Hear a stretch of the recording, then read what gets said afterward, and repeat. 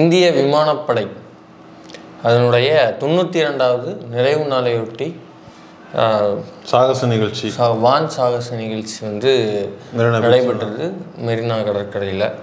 அதை பார்க்க சுமார் 15 லட்சம் பேர் வந்து பார்வையாளர்கள் திரண்டதாக அரசு மற்றும் ஊடகங்களில் வந்து பதிவு செய்யப்பட்டிருக்குது. இதில் வந்து ஒரு மிகவும் சோககரமான நிகழ்வு. அதை பார்க்க போனால் ஒரு 5 பேர் வந்து இறந்துருக்காங்க. அவங்களுக்கும் அவங்க குடும்பத்தாருக்கும் யூடியூப் விட்டஸ் வந்து ஆழ்ந்த இடங்களை பதிவு செய்து கொள்கிறது. இப்போ அதையொட்டி வந்து அரசு வந்து நிவாரணம், இப்போ நம்ம வீடியோ ரெக்கார்ட் பண்ணுறதுக்கு இந்த டைமில் நிவாரணம் அறிவிப்புகள் எல்லாம் வந்திருக்குது. அது மட்டும் இல்லாமல் இதில் 2-3 தரப்புகள் இருக்கிறது. போதுமான அடிப்படை வசதிகள் செய்யப்படலை அப்படின்னு எதிர்க்கட்சிகள் ஒரு புறம் குற்றச்சாட்டு, மறுபுறம் வந்து தமிழ்நாடு அரசு சார்பாக என்னென்ன செய்தோம்ன்ற விளக்க ப்ரெஸ் மீட்டு, இது மட்டும் இல்லாமல் மக்களின் தரப்பு பதிவுகள் அப்படின்னு பல்வேறு விஷயங்களை சுற்றி நடந்துகிட்ருக்குது. முதல்ல அன்றைக்கி என்னென்ன நடந்தது, 2 தரப்புகள் என்ன அப்படிங்கிறத இந்த வீடியோவில் பார்ப்போம்.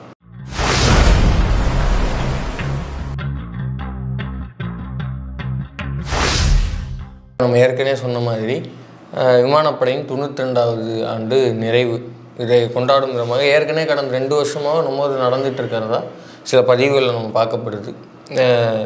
என்ன அப்படின்னா, இந்த மாதிரி ஒரு வான் சாகச நிகழ்வு வந்து இங்கே நடத்துகிறோம் மெரினாவில், மக்கள் வந்து இதில் வந்து கண்டுகளிக்கலாம் அப்படின்னு அறிவிப்புகள் விளம்பரங்கள்லாம் வந்ததுக்கு பின்னாடி வீக்கெண்டு வேறு மக்கள் வந்து அதான் நம்ம ஒரு நேற்று ஃபுல்லாகவே ட்ரெண்டிங்கில் ஒரு ரயில்வே ஸ்டேஷனோட இமேஜ் கிட்டத்தட்ட 2 சைடு பிளாட்ஃபார்ம்லேயும் ஆட்கள் நிரம்பி வழிகிற அந்த இமேஜ் எல்லாம் நேற்று ட்ரெண்டிங்கில் இருந்தது. இது காலையில் ட்ரெண்ட் ஆகிட்டு இருக்க அதே நேரத்தில் மதியானம் சாயங்காலம்லாம் வந்து இந்த செய்தி வர ஆரம்பிச்சிச்சு, 5 பேர் வந்து இறந்து போயிட்டாங்க அப்படின்னு.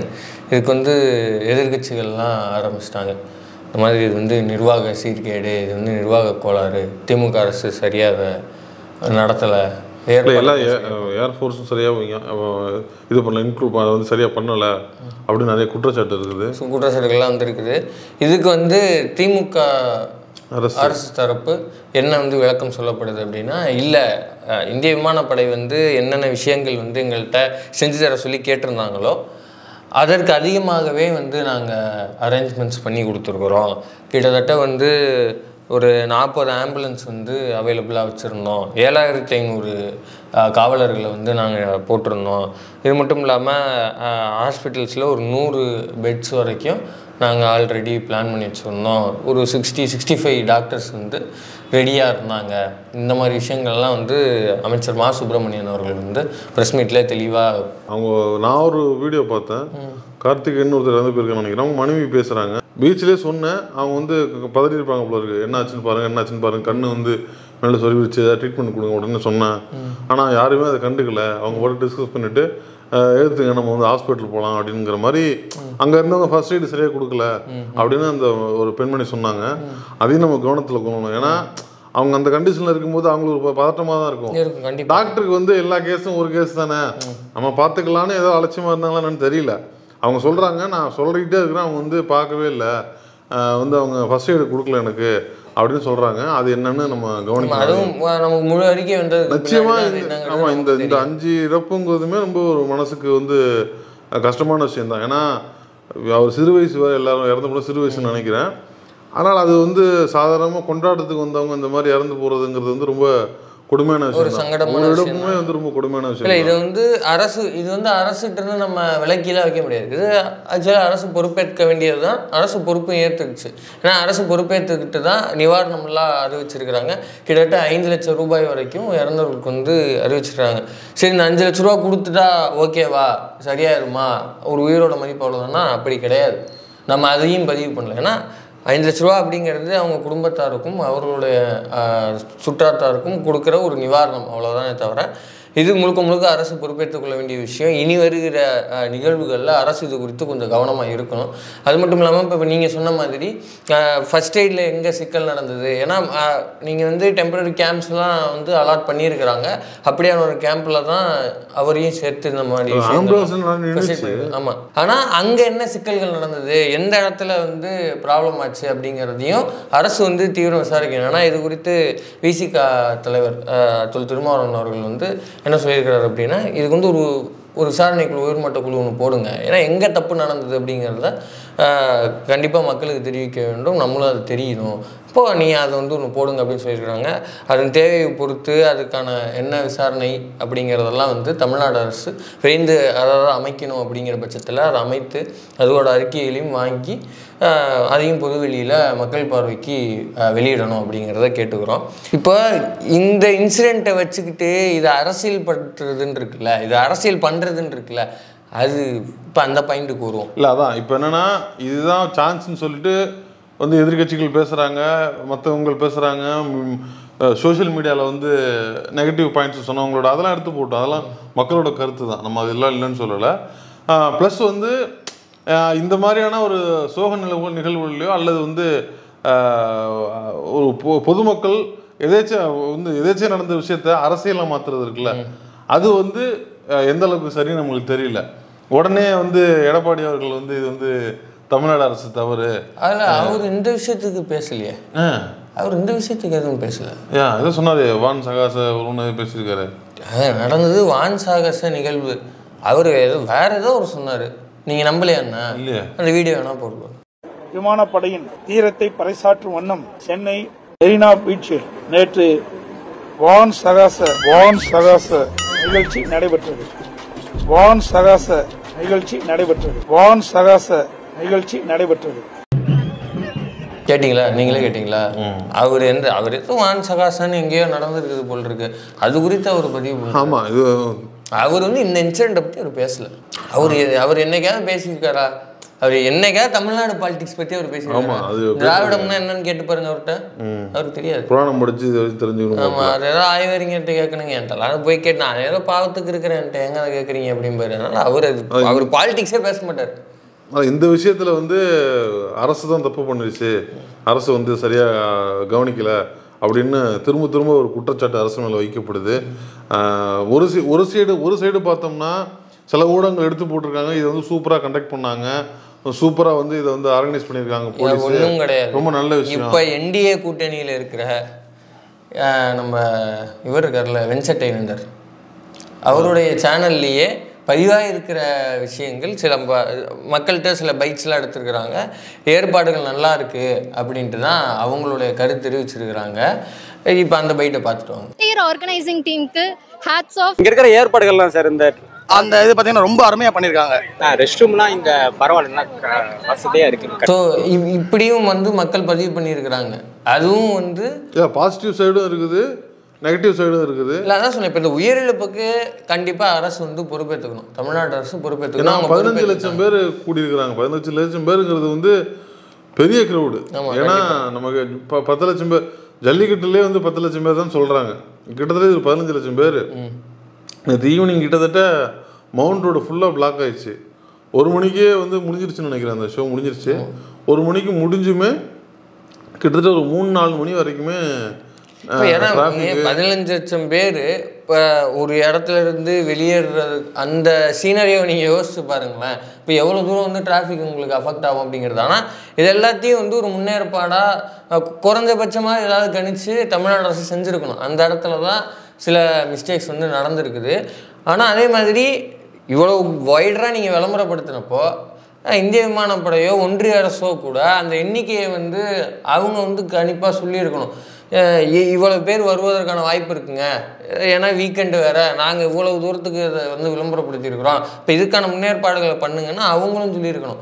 இது எந்த அளவுக்கு தமிழ்நாடு அரசு மீது வந்து பொறுப்பு ஏற்றப்படுகிறதோ அதே அளவுக்கு நீங்கள் ஒன்றிய அரசையும் சொல்லணும்.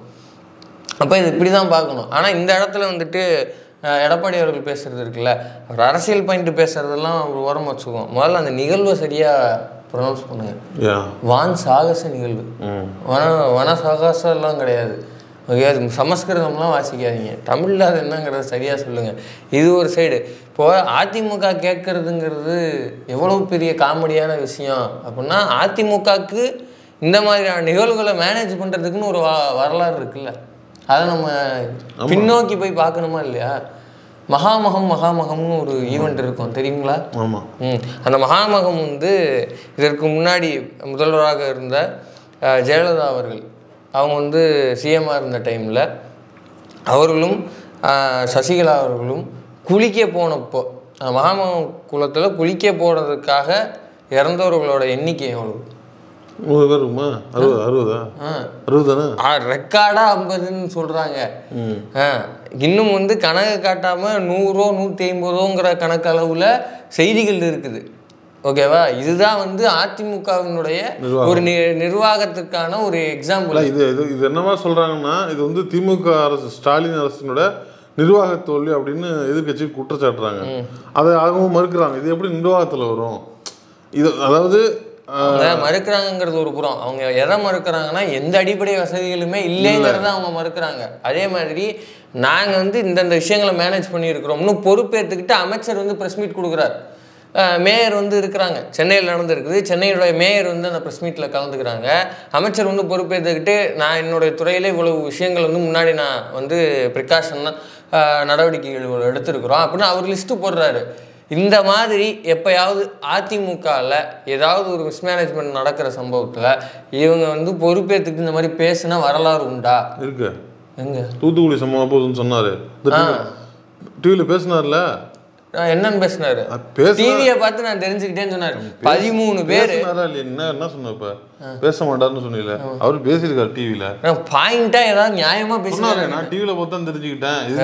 இது யாரு பொறுப்பு தெரியலங்க. நானே டிவி பார்த்தாங்க, பொறுப்பு ஏத்துக்கல அவரு. ஆனா டிவியில வந்தாரு. நாட்டினுடைய முதலமைச்சர் யாரு சம்பவம் நடந்தப்ப? அவருதான். அப்ப அவரே டிவியை பார்த்தா தெரிஞ்சுக்கிட்டேன்னா இந்த மாதிரி திமுக யாராவது பேசுனாங்களா? கட்சியை சார்ந்த நிர்வாகிகளோ இப்போ வரைக்கும் பொறுப்பு அமைச்சர்களோ யாராவது வந்து இல்லைங்க இந்த விஷயத்த நாங்கள் டிவியை பார்த்து தான் தெரிஞ்சுக்கிட்டோம்னு திமுக வந்து சொன்னாங்களா? நாம் திரும்பியும் சொல்கிறோம், இந்த நிகழ்வுக்கு அரசு பொறுப்பேற்றுக்குச்சு. அரசு தான் பொறுப்பேற்றுக்கணும். அதை நம்ம இப்பயும் பதிவு பண்ணுறோம். ஆனால் அதிமுக கேட்பதற்கு ஏதாவது தார்மீக உரிமை இருக்குதா? 13 பேரை அவங்களுடைய உரிமைகளுக்காக நடந்த போராட்டம் அது இல்லையா? அதற்காக காவல்துறையினால் சுட்டுக் கொல்லப்பட்டிருக்கிறாங்க. நீதிமன்றம் இந்த சம்பவம் குறித்து என்ன பதிவு பண்ணியிருக்குது? இது வந்து ஒரு முதலாளிக்காக நடத்தப்பட்ட கொலை போன்று எங்களுக்கு தெரியுது. முதலாளிக்காக ஏவல்கரன் செய்வல் போது இருந்துச்சு. இந்த சம்பவத்தை வந்து பார்க்குறப்ப எங்களுக்கு அப்படிதான் தோணுதுன்னு நம்ம சொல்ல மாண்புமிகு நீதிமன்றம் வந்து கருத்து பதிவு பண்ணியிருக்குது. அப்படியான ஒரு சம்பவத்துக்கு இன்னைய வரைக்கும் இந்த ஊடகங்கள் என்றைக்காவது இது வந்து எடப்பாடியார் ஆட்சி காலத்தில் நடந்ததுன்னு பதிவு பண்ணி பார்த்துருக்கிறீங்களா? எந்த மெயின்ஸ்ட்ரீம் ஊடகமாவது அதை செஞ்சுருக்குதா? ஏன் செய்ய மாட்டேங்குது? அதுதான் கேள்வி. சரி, இதை விடுங்க. எம்ஜிஆர் காலத்துல அதுதான் கேட்க வந்தேன். எம்ஜிஆர் காலத்துல கொடுத்து செவந்த கைமாங்க. அந்த செவப்புல 27 குண்டு கொடுத்துருக்காரு. ஆமா, அந்த செவப்புல மக்களினுடைய இரத்த கரைகளும் இருக்குது இல்லையா? இப்ப இவர் எப்படி வந்து நில உரிமைக்காக போராடின மக்களை சுட்டு கொண்டாரோ அதே மாதிரி எம்ஜிஆர் இடஒதுக்கீடு உரிமையை கேட்ட வன்னியர்களை வந்து சுட்டு கொண்டாரா இல்லையா? இப்போ அவங்க வந்து அவர்கள் தியாகிகள் அப்படின்ட்டு வருடம் வந்து அவங்களுக்காக வீர வணக்கம் செலுத்துறது, மரியாதை செலுத்துறது அவங்க வந்து ஃபாலோ பண்ணிக்கிட்டு இருக்கிறாங்க. அது அந்த இறப்புங்கிறது, அந்த கொலைங்கிறது எப்படி நடந்தது அப்படிங்கிறத நீங்கள் திரும்பி பதிவு பண்ணணுமா இல்லையா? அது செஞ்சது யார்? செஞ்சப்ப யார் முதலமைச்சர்?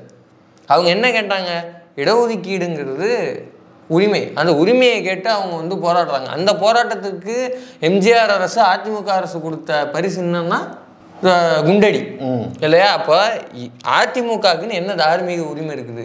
தார்மீக உரிமை இல்லை, இதை வந்து அரசியலாக மாற்றுறது இருக்குல்ல. அப்போ இப்போ இதெல்லாம் நம்ம இந்த மாதிரியான இறப்புகளை வந்து அரசியலாக மாற்றும் போது நம்ம அதெல்லாம் பேச வேண்டியிருக்குது. அதெல்லாம் அந்த டைம்ல நம்ம என்ன அத்திவரத கோயிலுக்கு போய் வந்து கோயிலுக்கு 5 பேர் இறந்தாங்க, அவ்வளவு பேர் 40, ஏன்னா 15 லட்சம் பேர், அது 40 லட்சம் பேர் சொல்றாங்க போயிட்டு வந்தது.